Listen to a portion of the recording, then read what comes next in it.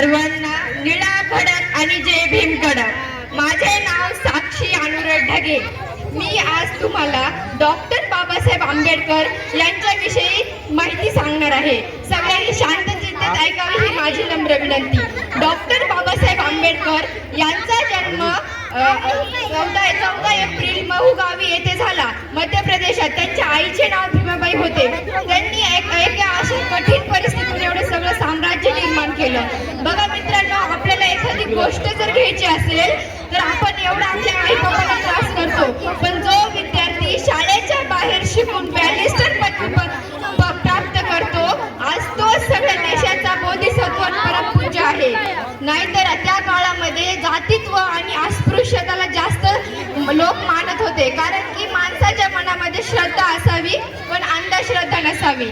कारण की त्या काळामध्ये भारत देश जे होता ते अंधश्रद्धेच्या नावाखाली सगळं त्यांचं म्हणजे अंधश्रद्धाच नाव हे ते बाळगत होता। अंधश्रद्धा म्हणजे ज्या समाजातील ह्या समाजाला अस्पृश्यता मानणे, याला उच्च नीच दर्जा देणे। तर अशा काळामध्ये डॉक्टर बाबासाहेब आंबेडकरांनी आपलं हित न बघता आपल्या दीनदलित समाजाचं भविष्य बघताना त्यांनी स्वतःच निर्णय केला की आपण आपल्यासाठी नव्हे तर आपल्या समाजासाठी काहीतरी केलं पाहिजे।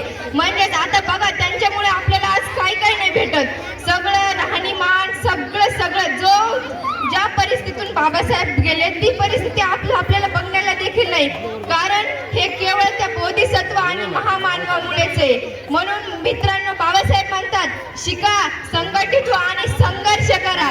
आपण शिकायचं पण आणि संघर्ष पण करायचा आणि स्वतःच्या कष्टावर संघर्ष आपल्या स्वतःचं निर्माण करायचं, तरच आपण बुद्धिस्ट हे त्या नावाने स्वीकारले जातो।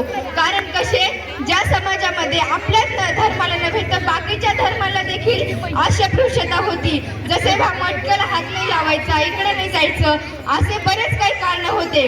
पण या महान वीरांनी, महान शूरवीरांनी आपल्या प्राणांची आहुती देऊन या समाजाचं अस्तित्व आणि स्वराज्य निर्माण केलं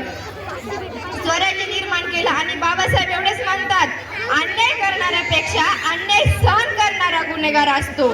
त्यामुळे आपण इतरांचा अन्याय न सहन करता त्याला तोंडपणे उत्तर द्यावे हेच आपल्या रक्तात पडतं।